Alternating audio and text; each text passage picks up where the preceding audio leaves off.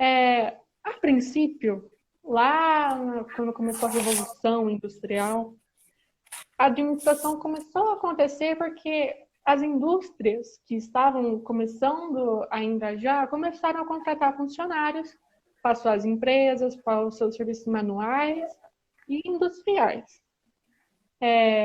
Não existia mais aquele sistema de troca, já é dinheiro. Então, a gente começa com um carinha chamado Henri Fayol. E quem vai falar um pouquinho dele é a nossa menina Natália. Então, né, a teoria clássica da administração foi uma das primeiras teorias da administração que a gente tem aí. E, como a Samara falou, foi criada pelo Henri. E ela se caracteriza pela ênfase na estrutura organizacional. Praticamente, eles achavam que somente dar dinheiro, o salário para os trabalhadores era suficiente, que eles não precisavam se preocupar com mais nada. Somente o fato de eles estarem pagando para as pessoas trabalharem já era suficiente o bastante. Só que não era bem assim, porque como a gente sabe hoje em dia, a gente tem que ter um lugar estruturado para as pessoas trabalharem, tem que ter outras coisas além do salário. Então isso acabou não dando certo. Inclusive, muitos trabalhadores antigamente se suicidarem por conta desse excessivo trabalho, somente tendo aquele salário, eles terem que trabalhar muito para conseguir, porque sem o salário eles não eram nada. Então, é uma coisa bem pesada se a gente parar para analisar como era esse tipo de administração. Sim, eles pensavam que os trabalhadores eram descartáveis. Somente os chefes poderiam ter aquela posição não trabalhista, porque eles estavam mandando nos funcionários, né? Eram 12 horas de carga horária por dia, e como ela citou, muitos funcionários se suicidavam porque não aguentava isso. A única motivação que eles tinham era o salário não era muito. Eles falam que é motivação, mas eu acho que não acredito muito, não. Eles falam assim, ou você trabalha ou você é demitido e vai morrer de fome, porque não tem... É a necessidade de ter que trabalhar para se manter, né? E manter a família, né? Não era nem um incentivo, né? Era a necessidade mesmo que tinha que trabalhar. Ou era aquilo ou era aquilo, não tinha uma saída, né? Sim. E eles, como viam os trabalhadores como descartáveis, eles pensavam que eles eram robôs, podiam trabalhar 12 horas por dia sem parar, aumentar ainda mais a carga horária, o tempo de produção deles. Tem aquele filme da década da Revolução Industrial, que eu esqueci o nome agora, mas tem uma ceninha que o chefe... Qual? Seria o Tempos Modernos? Ou Tempos Modernos? Isso mesmo. Tempos Modernos. Aí aparece aquela ceninha do chefe aumentando a velocidade da esteira, e eles falam... Era basicamente isso. Eles pensavam que os humanos eram descartáveis e podia se adaptar a qualquer coisa, a qualquer máquina. Então, trabalhar sem descanso nenhum, tipo, seguido, não ter aquele tempo para o café, não ter tempo para comer, para descansar. Banheiro.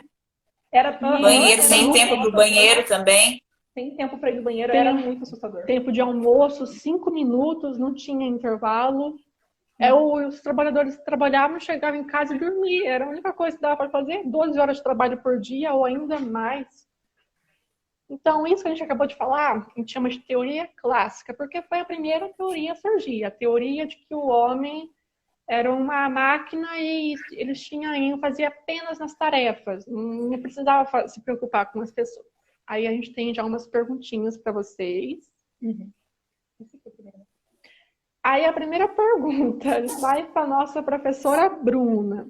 Qual a sua opinião sobre a forma de atuar da teoria clássica da administração? Essa forma de atuação que eles tinham com os seres humanos. Olha, eu sempre brinco com os alunos, né, que eu acho que é uma parte não tão orgulhosa, assim, né, do histórico até da psicologia, porque justamente nesse momento da teoria clássica, a psicologia industrial, ela tinha uma base utilitarista também, né, era basicamente essa mesma visão, né, de adaptação do homem ali para aquele trabalho.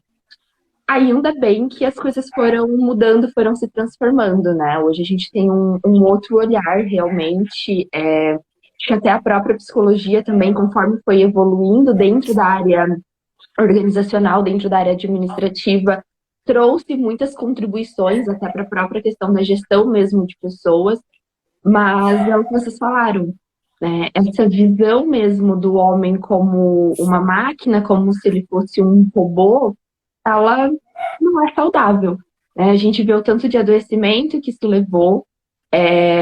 Tem um livro que eu sempre indico, que é do Christopher Dejour, que é A Loucura do Trabalho, e ele fala muito realmente sobre isso, né? Sobre o quanto que esse modelo administrativo, ele acaba de fato enlouquecendo, né? O trabalhador.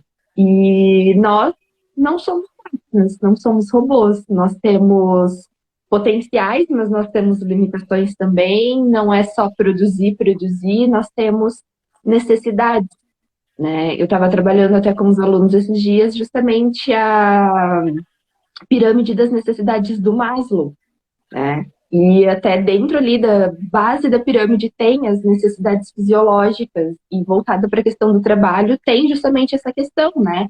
Da jornada de trabalho ser adequada, de se ter o descanso, de ter um conforto, inclusive físico ali naquele ambiente de trabalho, né? Então, de fato, a gente começa mesmo com a teoria clássica.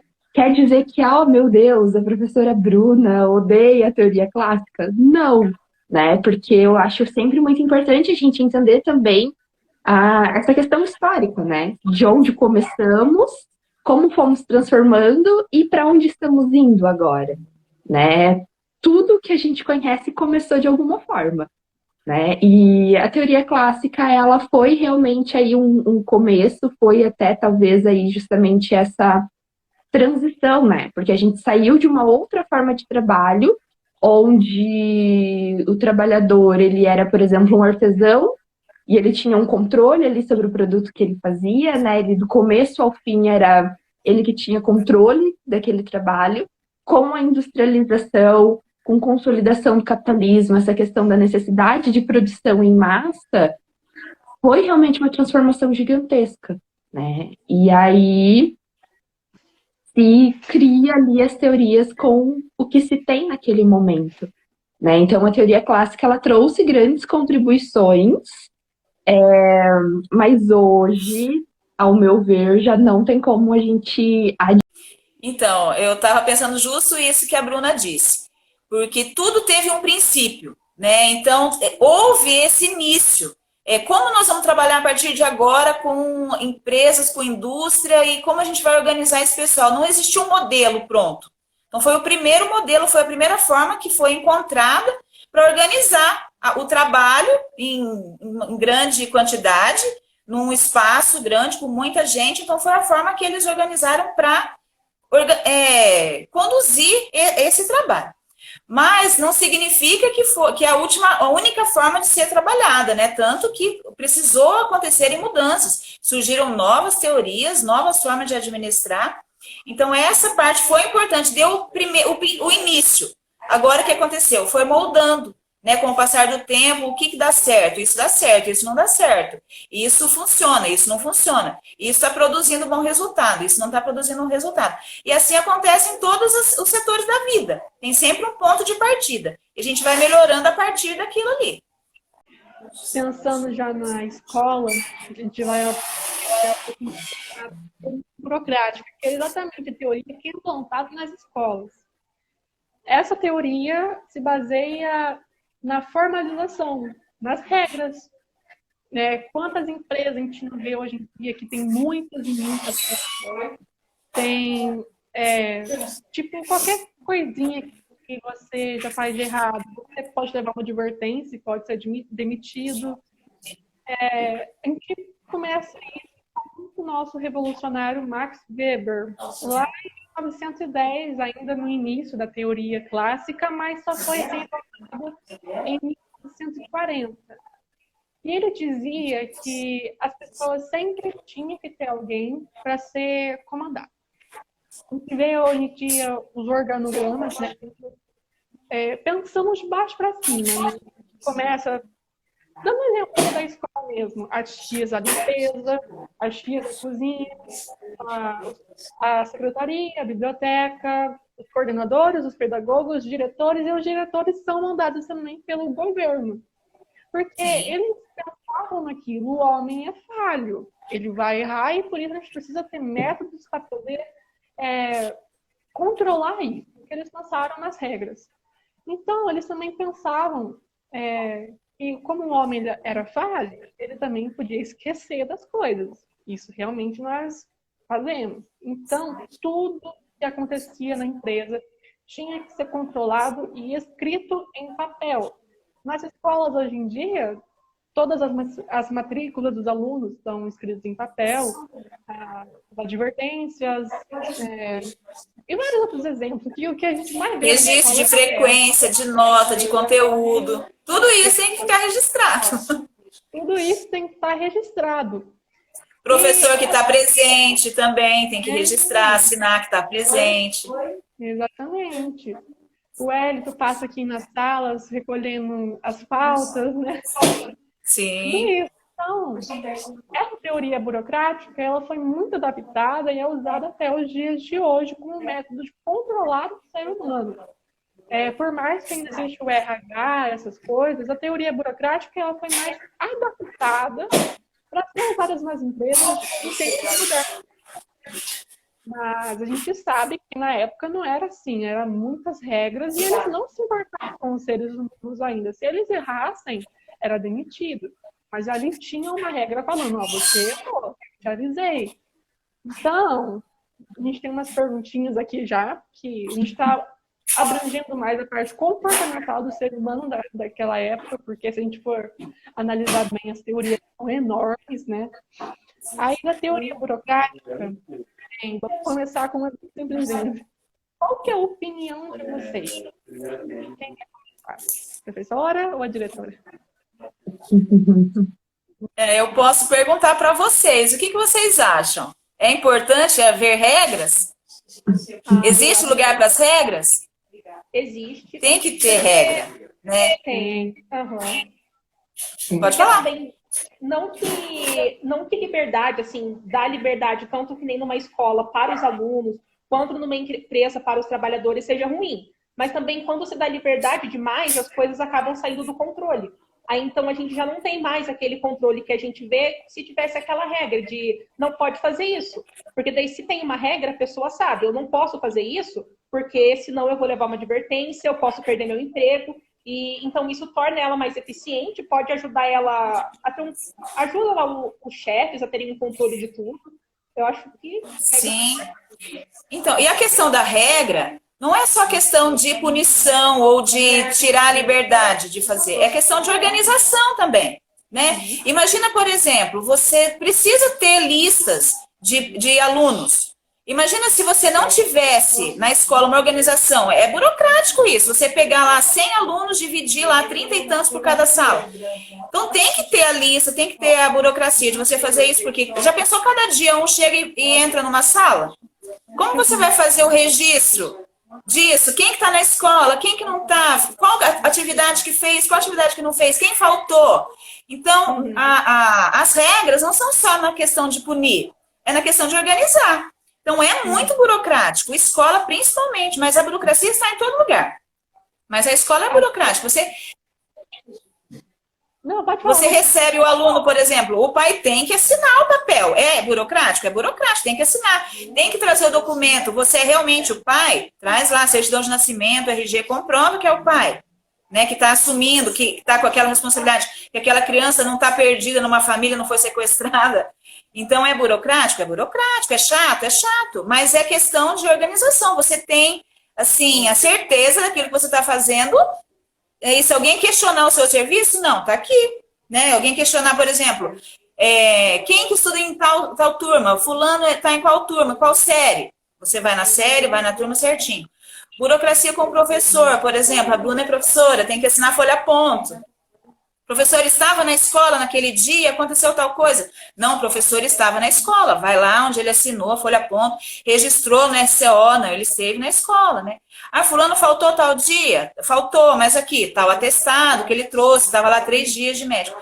Então, nem toda burocracia é punitiva, ela é questão de organização mesmo, né? Existe sim alguma burocracia burra, né? Como a gente chama, porque ela exige além do que é preciso, né? Então, exige mais papel do que é preciso, existe mais tabela, mais levantamento do que é preciso.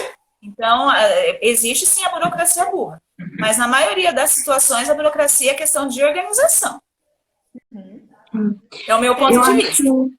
Eu acho também que é meio difícil fugir, né? Eu sempre falo, né, que eu sou maluca e sou a rainha aí, né, das aulas diferentonas e de estimular mesmo criatividade, pensamento ali dos alunos.